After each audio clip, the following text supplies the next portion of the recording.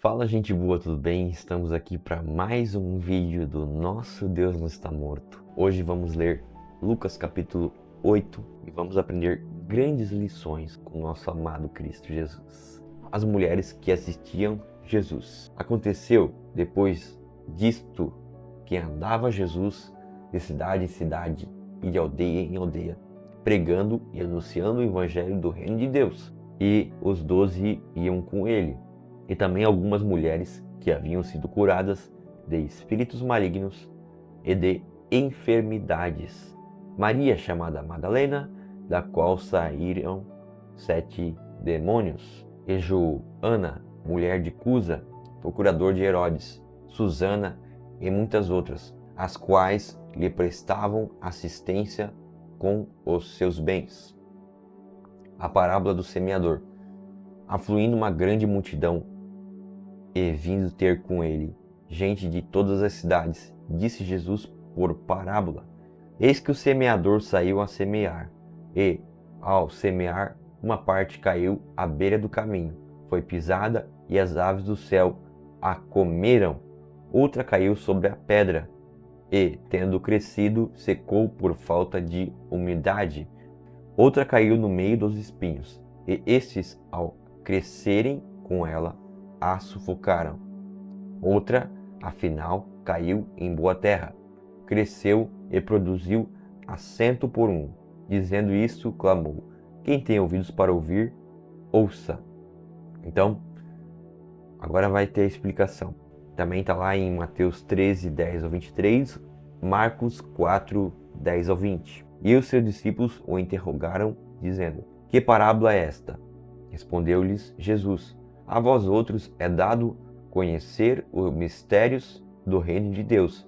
Aos demais fala-se por parábolas, para que vendo não vejam.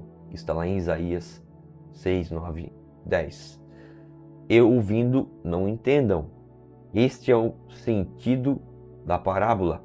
A semente é a palavra de Deus. Aqui caiu à beira do caminho são os que ouviram, vêm a seguir o diabo, arrebenta-lhes do coração a palavra, para não suceder que, crendo, sejam salvos. Aqui caiu sobre a pedra são os que, ouvindo a palavra, a recebem com alegria. Estes não têm raiz, creem apenas por algum tempo e, na hora da provação, se desviam. Aqui caiu entre os espinhos são os que ouviram e, no decorrer dos dias, foram sufocados com os cuidados, riquezas e deleites da vida. Os seus frutos não chegam a amadurecer. Aqui caiu na boa terra são os que, tendo ouvido de bom e reto coração, retêm a palavra, estes frutificam com perseverança.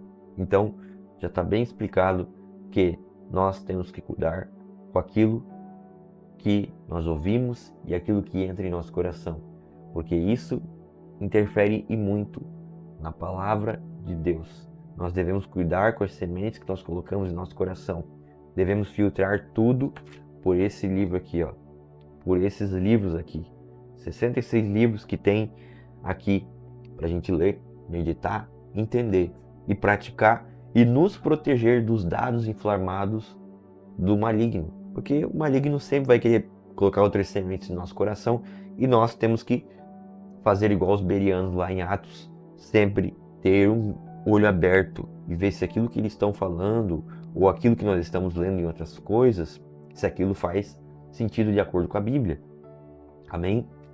Inclusive, aquilo que nós ouvimos. Eu sou um cara que ouve muita teologia. Estou para fazer aí, cara. Estou estudando muita coisa da minha vida profissional ainda, mas eu, mais para frente, vou fazer teologia, faculdade mesmo. Quero dedicar. Meu sonho pessoal é ser doutor. Meu sonho pessoal é fazer faculdade de teologia, pós-graduação em teologia, mestrado em teologia e doutorado em teologia e pós-doutorado em teologia. Meu sonho pessoal. Isso vai acontecer se Deus quiser.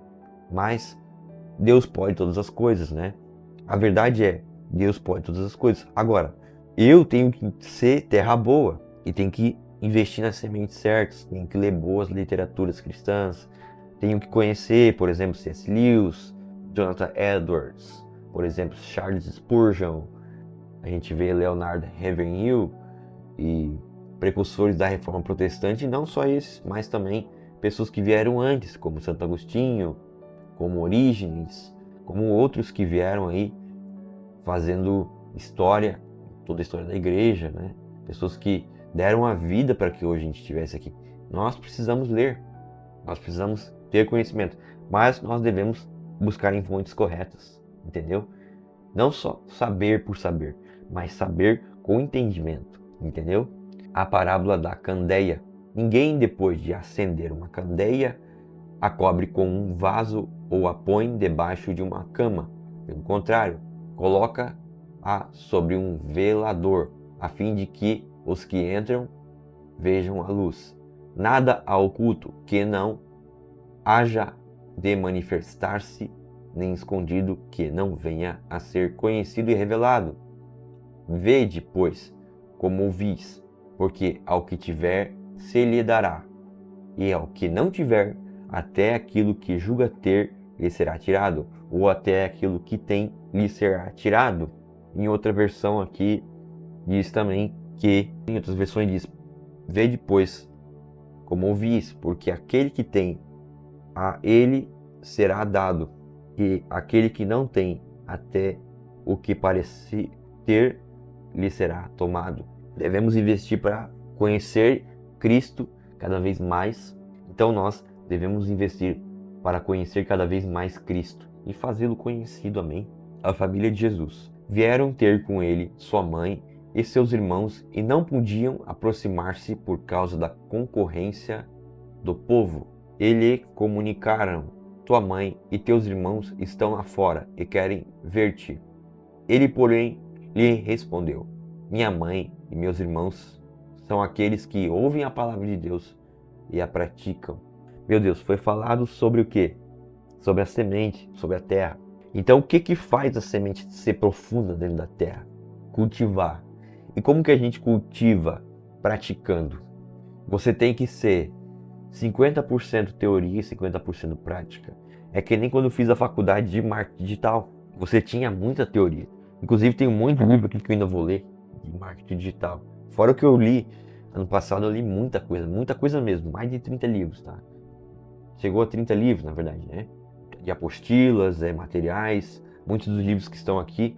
E eu li muita coisa antes disso também, tá? O que eu busquei fazer? 50-50. 50% estudar e 50% praticar. Porque se eu ficar só no estudo e não colocar em prática, aquilo lá logo se apaga. Então é a mesma coisa a palavra de Deus, meus irmãos. Você tem a palavra de Deus aqui, né?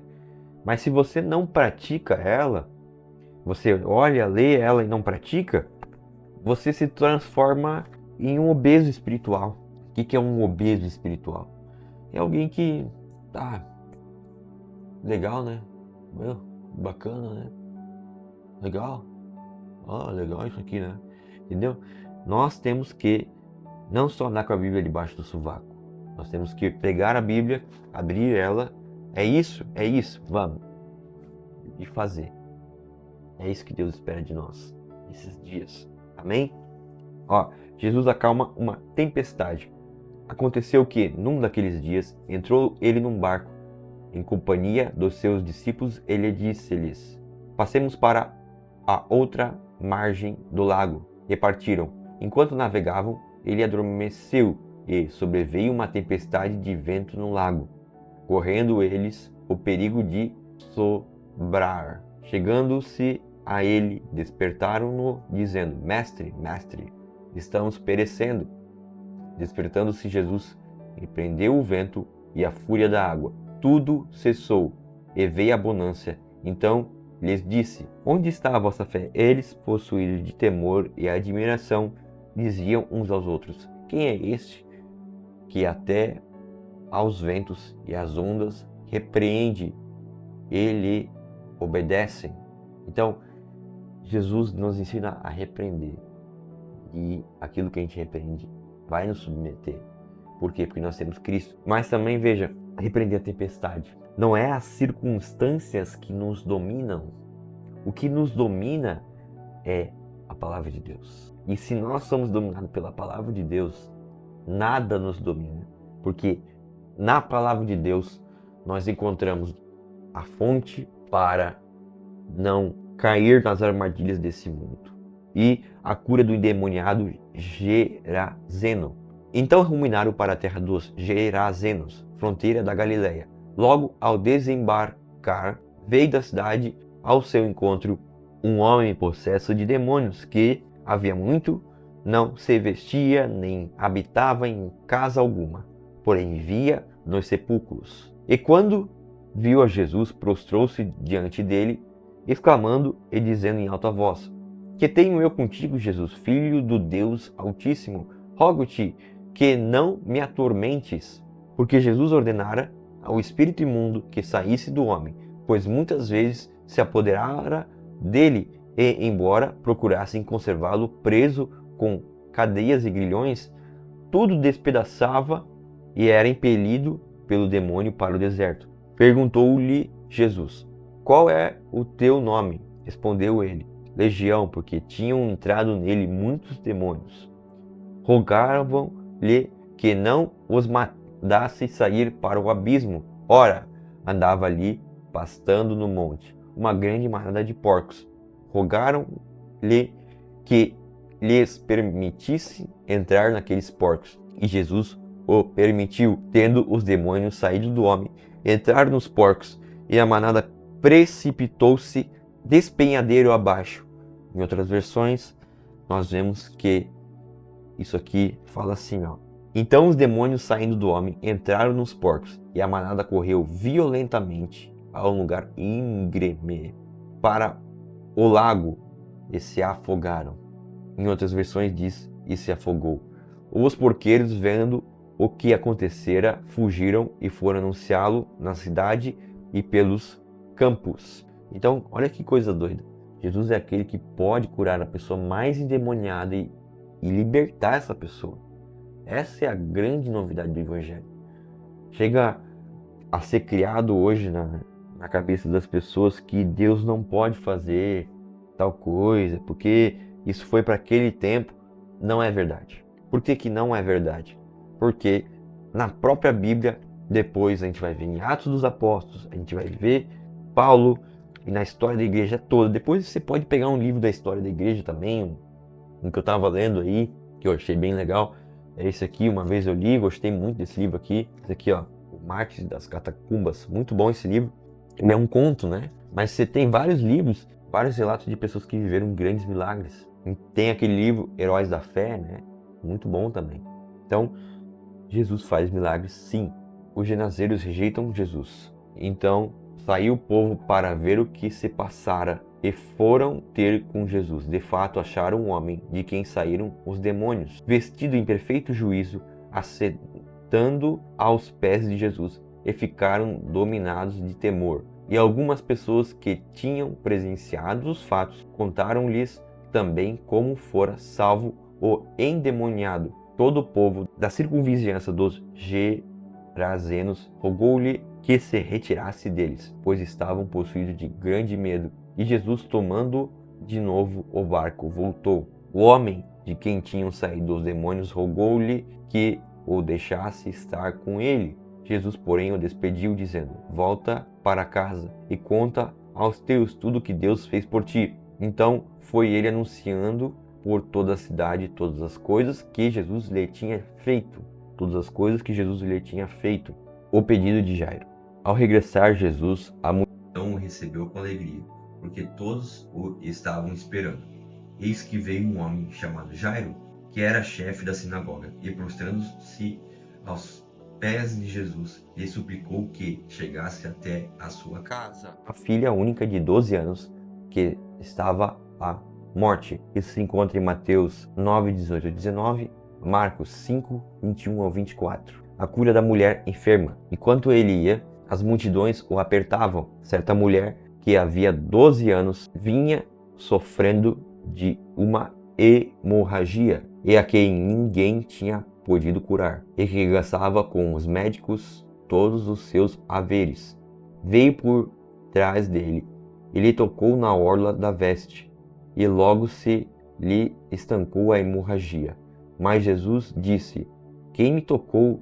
Como todos negassem, Pedro, com seus companheiros, disse: Mestre, as multidões te apertam e te oprimem, e dizes: quem me tocou? Contudo, Jesus insistiu: alguém me tocou, porque senti que de mim saiu poder. Vendo a mulher que não podia ocultar-se, aproximou-se trêmula e, prostrando-se diante dele, declarou à vista de todo o povo a causa por que ele havia tocado e como imediatamente fora curada. Então lhe disse: filha, tua fé te salvou, vai-te em paz. A ressurreição da filha de Jairo. Falava ele ainda quando veio uma pessoa da casa do chefe da sinagoga, dizendo: tua filha já está morta, não incomodes mais o mestre. Mas Jesus, ouvindo isto, lhe disse: não temas, crê somente, e ela será salva. Tendo chegado a casa, a ninguém permitiu que entrasse com ele, senão Pedro, João e Tiago, e bem assim o pai e a mãe da menina. E todos choravam e pranteavam, mas ele disse: não chores, ela não está morta, mas dorme. E riam-se dele, porque sabiam que ela estava morta. Entretanto, ele, tomando-a pela mão, disse-lhe em voz alta: menina, levanta-te. Voltou-lhe o espírito, ela imediatamente se levantou. E ele mandou que lhe dessem de comer. Seus pais ficaram maravilhados, mas ele lhes advertiu que a ninguém contasse o que havia acontecido. Então, meus irmãos, mais uma vez Jesus ressuscita uma pessoa. A gente vê antes a questão de uma mulher que para ele, né?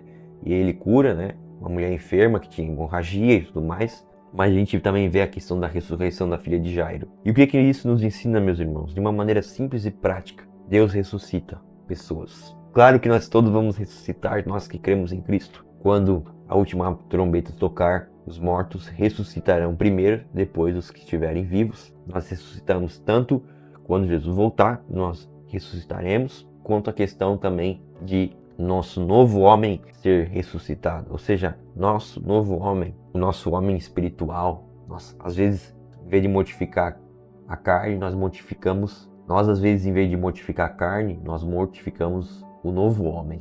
Nós temos que ressuscitar esse novo homem, não o antigo homem, mas o novo homem que é gerado em Cristo, sabe? Nós temos que ressuscitar e orar também por ressurreição de pessoas, irmãos. Isso é uma coisa que a gente acha que é bobagem, que, como assim? Mas eu falo pra você aqui, eu tenho vontade de botar a mão em alguém que tá morto e ressuscitar essa pessoa. Eu tenho vontade. Já fiz? Não fiz por pressão social, mas já tenho vontade, meu irmão. Porque a palavra dele diz que Jesus ressuscitava mortos. Se ele ressuscitava mortos, nós podemos orar pelas pessoas e elas serem ressuscitadas também. Estou falando de a pessoa acabou de falecer por alguma doença, uma coisa, mas Jesus quer curar ela. Fazer esse teste, sabe? Eu tenho essa vontade, gente. Enfim, se algum dia eu tiver a oportunidade, quero ver isso acontecendo. Porque se a Bíblia diz, nós vamos ver então, meu irmão. Se a Bíblia diz, é isso aí. E na história da igreja a gente vê pessoas que ressuscitavam outras pessoas. Isso aconteceu, tá? É só você pega um vídeo lá dos avivamentos. O Ângelo Basso fala bastante sobre isso. É muito doido. Que tinha um cara que simplesmente chegava nas pessoas e não pregava direito, nada, mas ele ressuscitava pessoas. Enfim, isso a gente pode falar um dia, quando a gente fazer toda a leitura da Bíblia e tudo mais, as histórias dos avivamentos. Nós podemos fazer várias coisas ainda. E eu sei que esse canal a gente vai falar de várias coisas ainda. Amém? Pai Deus, obrigado por cada um de nós. Obrigado pela tua palavra, meu Pai. Pai, nos dá essa fé, meu Pai. Nos dá, na verdade, agora que nós já temos Cristo, nos dá esse viver para a tua honra e glória, Senhor Jesus. Que a glória de Deus esteja sobre nós e que nós possamos viver para a tua honra e glória, glorificando a teu nome em tudo aquilo que a gente fizer. Que o nome de Deus seja glorificado. Em nome de Jesus, a tua palavra não falha, ela vai se cumprindo a cada dia. E Deus abençoe você, que a paz de Cristo reine em seu coração e que o Espírito Santo te console de tudo. Em nome de Jesus. Valeu, gente. Um abraço. Tenha um resto de dia, um resto de noite, enfim, de tarde. Não sei que hora que você está vendo isso aí, mas Deus te abençoe. Em nome de Jesus.